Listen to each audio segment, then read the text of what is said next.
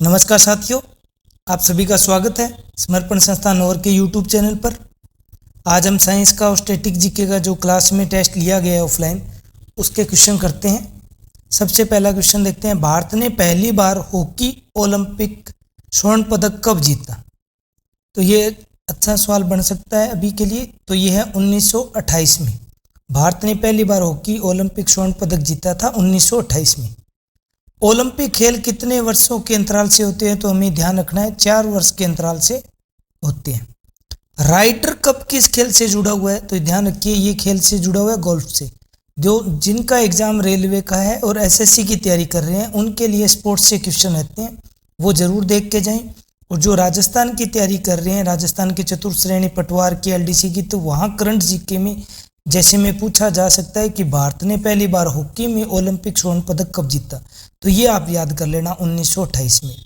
और फिर नेक्स्ट जो क्वेश्चन पढ़ रहे हैं वो है, हॉकी को का राष्ट्रीय खेल किस देश का है? तो भारत का है भाई। डबरी किस खेल से जुड़ा हुआ है? तो डबरी जुड़ा हुआ है घुड़दौड़ से। डक शॉट किस खेल से जुड़ा है? ध्यान रखना, गट डक शॉट बोला है उसने, गोल्डन डक नहीं बोला है। गोल्डन डक तो है क्रिकेट में जब कोई प्लेयर शून्य पर आउट हो जाता है तब होता है। ये डक शॉट है। तो डक शॉट खेला जाता है, सदैव ध्यान रखना, बास्केटबॉल में। डक शॉट किस खेल में होता है? बास्केटबॉल में होता है भी। ओलंपिक के चिन्ह में कितने वलय हैं, कितने घेरे हैं या कितने कड़े हैं बोला जा सकता है। ये क्वेश्चन राजस्थान के पेपर के लिए भी इंपॉर्टेंट बनता है और सेंटर के पेपर के लिए। राजस्थान के सूचना सहायक में पूछा गया था कि कितने वलय होते हैं, और उनमें 4 वलय का कलर दे दिया था और 5वें का पूछा था कि जो 5वां है वो किस कलर का होगा। तो यहाँ से वापस बन सकता है। तो जो तैयारी कर रहे हैं पटवार की, एलडीसी की और चतुर्थ श्रेणी की, तो वो ये क्वेश्चन देख करके जा सकते हैं कि ओलंपिक के चिन्ह में कितने वलय होते हैं। तो ध्यान रखिएगा 5 वलय होते हैं। कितने वलय? 5 वलय होते हैं। नेक्स्ट क्वेश्चन रहेगा, राष्ट्रीय खेल संस्थान एनआईएस कहाँ स्थित है? तो ये है स्थित पटियाला में। कहाँ पर है? एनआईएस पटियाला में है। और जो नेक्स्ट क्वेश्चन है कि टेनिस में ग्रैंड स्लैम कितने होते हैं? तो ध्यान रखना 4 होते हैं। जिनका एग्जाम अभी रेलवे एनटीपीसी का और ग्रुप डी का रहेगा, तो वो ध्यान से ग्रैंड स्लैम जरूर नोट करके जाएं कि 2024 में ग्रैंड स्लैम के विजेता 4 जो हुए हैं, उनके विजेता के नाम आप जरूर नोट करके जाना। मैं उसका भी वीडियो डाल दूंगा करंट जीके के टॉपिक में। फिर भी हो सके तो आप लोग खुद तैयार कर लेना, मेरे को थोड़ा टाइम लग सकता है। और जिन साथी ने अभी तक चैनल नहीं सब्सक्राइब किया जरूर कर लेना। नोटिफिकेशन में ऑल नोटिफिकेशन ऑन कर लीजिए ताकि आपको पता रहे कि कौन सा वीडियो आ रहा है, तो थोड़ा आपके पास इन्फॉर्मेशन पहुंचती रहे। और फिर भी जो आपको टॉपिक चाहिए आप ज़रूर बताना, उस पर हम वीडियो लेकर के आएंगे। अभी हम इस श्रृंखला में चल रहे हैं जो हम हमारी कोचिंग में ऑफलाइन बच्चों के टेस्ट लेते रहते हैं हर टॉपिक के बाद में। जैसे आज रहा टाइम एंड वर्क के साथ स्टैटिक जीके बोल सकते हो, साइंस प्लस स्टैटिक जीके के क्वेश्चन, तो उसको हम सोल्व कर रहे हैं। टाइम एंड वर्क का वीडियो आपको मिल जाएगा, 20 क्वेश्चन है, उनको हम सोल्व करेंगे। उसकी कॉन्सेप्ट के साथ क्लास आपको मिल जाएगी, तो आप जरूर देखिए जो साथी तैयारी कर रहे हैं वो।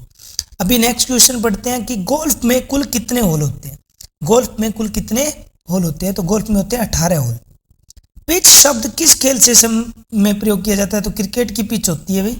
तो पिच, ये खेल ग्राउंड से क्वेश्चन आ जाता है रेलवे में कि किस खेल के ग्राउंड को क्या बोला जाता है और किस खेल में कितने खिलाड़ी होते हैं। तो ये टॉपिक है, वहां से हमने क्वेश्चन उठाया है, कवर करने की कोशिश की। अच्छे क्वेश्चन कुछ 5-10 क्वेश्चन। अब साइंस के क्वेश्चन पढ़ते हैं। अनबुझा चुनना या जो अनबुझा चुनने का सूत्र पूछा गया है, अच्छा सवाल बनता है। आपके रेलवे में एक क्वेश्चन रहेगा इनके रासायनिक नाम या सूत्र पर। तो अनबुझा चूना होता है कैल्शियम ऑक्साइड, जिसका सूत्र होता है CaO। और ध्यान रखिए, अनबुझे चूने में जब पानी मिला दिया जाता है, बुझा हुआ चूना बन जाता है, तो ये हो जाता है कैल्शियम हाइड्रोक्साइड। और ये क्वेश्चन पूछा जाता है कि चूने के पानी में कौन सी गैस प्रवाहित करने पर विलयन का रंग दूधिया हो जाता है? तो ध्यान रखिए, चूने के पानी में CO2 कार्बन डाइऑक्साइड गैस प्रवाहित करते हैं तो विलयन का रंग क्या हो जाता है? दूधिया हो जाता है। राजस्थान के पेपर में ये भी पूछा गया कि चूने के पानी में कार्बन डाइऑक्साइड गैस प्रवाहित करने पर विलयन का रंग हो जाता है, और फिर ऑप्शन दिए हुए थे, तो ध्यान रखना उस टाइम विलयन का रंग क्या बोलेंगे हम? दूधिया हो जाता है। कारण होता है कैल्शियम कार्बोनेट CaCO3 बनने के कारण। तो यहाँ पर पूछा है उसने अनबुझा चुना, इसका मतलब बुझा हुआ नहीं है, अनबुझा है, तो कैल्शियम ऑक्साइड हो जाएगा। अगर बुझा हुआ बोले तो कैल्शियम हाइड्रोक्साइड हो जाता है। अब है milk of magnesia, most important रहता है। ध्यान रखिए, पेट में अगर अम्लता हो जाती है, अम्ल एसिडिटी हो जाती है, तो ये एंटासिड की तरह काम करता है मिल्क ऑफ मैग्नीशिया, जिसका रासायनिक नाम है मैग्नीशियम हाइड्रोक्साइड। और ये क्वेश्चन भी पूछा गया है कि मिल्क ऑफ मैग्नीशिया क्या है, तो ध्यान रखो ये परबल क्षारक है। मिल्क ऑफ मैग्नीशिया क्या है, परबल क्षारक है भाई, क्षार है ये। इसका पीएच मान 10 या 10 से अधिक है। और पीएच मान क्या बताता है, किसी भी पदार्थ की अम्लता, क्षारीयता और उदासीनता को बताता है। किसी भी पदार्थ की अम्लता, क्षारीयता और उदासीनता को बताता है। ध्यान रखिए, जल का पीएच मान कितना होता है, 7 होता है, और जल एक उदासीन है। ऐसे ही नोट कर लेना, नमक का पीएच मान भी क्या होता है, 10 होता है, 7 होता है। तो जल और नमक दोनों के पीएच मान क्या है, 7 है। ये क्वेश्चन आएगा कि जल क्या है, तो जल ध्यान रखिए उदासीन है, इसका पीएच मान 7 होता है।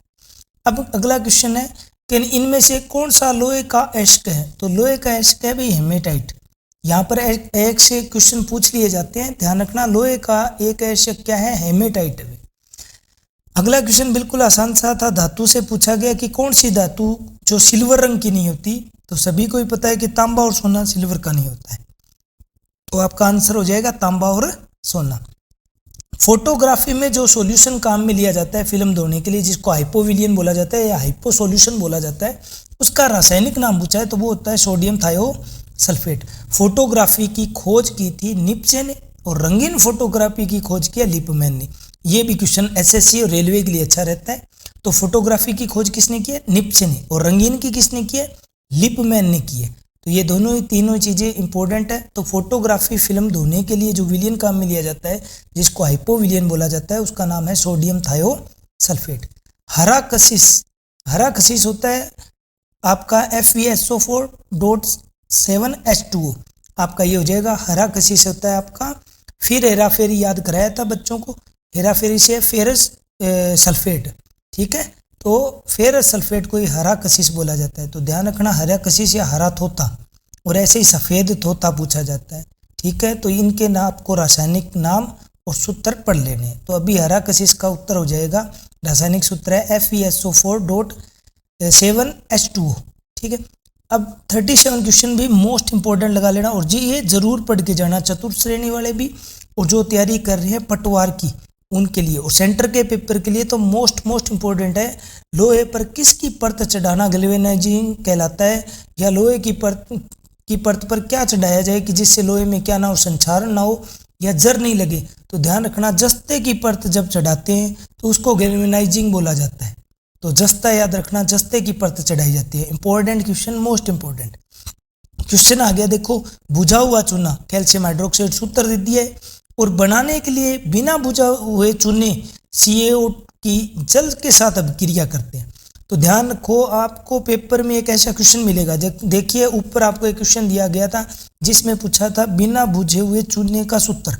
तो आपके एग्जाम में भी एक ऐसे क्वेश्चन मिल जाते हैं जिनका उत्तर आपस में मिलेगा। तो आप क्वेश्चन पेपर को अच्छे से पढ़ा करिए, ताकि आप कोई भी एक अच्छा क्वेश्चन आपके क्वेश्चन बैंक से ही सही हो जाएगा, ठीक है। तो यहाँ पर ऊपर पूछा था उसने भुजा हुआ चूने, बिना भुजे हुए चूने का सूत्र, तो ये रहा भी बिना भुजा हुआ चूना दे रखा है CaO। और ध्यान रखिए, जब भी इसको पानी में, तो यही है जो अपने घर में कड़ी करते हैं, तो वही है जिसको हम मिट्टी के अंदर चूने को डाल देते हैं और उसमें पानी डालते हैं, तो देखेंगे कि गर्मी बाहर निकलती है। तो यही पूछा गया है कि जब बिना भुजे हुए चूने में जल डाला जाता है तो क्या होगा। देखो, अगर ठंडा होता है तो उष्माशोषी विक्रिया होती है, अगर गर्मी निकलती है तो उष्माक्षेपी होती है। तो ध्यान रखिए, जब भी चूने को पानी में भिगोते हैं तो गर्मी बाहर निकलती है, इसका मतलब ये कौन सी क्रिया है, उष्माक्षेपी क्रिया है। तो आज के ये कुछ क्वेश्चन थे जो स्टैटिक जीके और प्लस में आपके साइंस के क्वेश्चन थे। वीडियो कैसा लगा जरूर बताइएगा, और ज़्यादा से ज़्यादा दोस्तों को शेयर कीजिए। जिसने अभी तक चैनल नहीं सब्सक्राइब किया है जरूर कर लें, ऑल नोटिफिकेशन सभी ऑन कर लेना साथियों, क्योंकि वीडियो है आपको नोटिफिकेशन से ही पता चलेगा कि वीडियो अपलोड कर दिया गया है। हमारी एक सीरीज चलाई है कोचिंग में कि बच्चों का हर टॉपिक के बाद में टेस्ट ले रहे हैं, और एक है जो 4th ग्रेड का कंप्लीट छोटा सिलेबस है, उसका हमने शेड्यूल बना करके टेस्ट ले रहे हैं। तो जो क्लास टेस्ट होगा, मैं यहाँ पर जो मेरे से नहीं जुड़ पा रहे हैं उनको यहाँ पर सॉल्यूशन प्रोवाइड करा दूंगा। फिर भी आपके कोई भी विचार हो जरूर दीजिएगा, ताकि मिलकर चलें, अच्छा काम करें, आप सभी का चयन हो और सभी अच्छी पोस्ट पर लगे भी। तो आप अपने सुझाव जरूर देना। अपने साथियों को वीडियो शेयर करना। वीडियो कैसी लगी जरूर बताना। मन लगाकर तैयारी कीजिए। जय हिंद, जय भारत। धन्यवाद साथियों।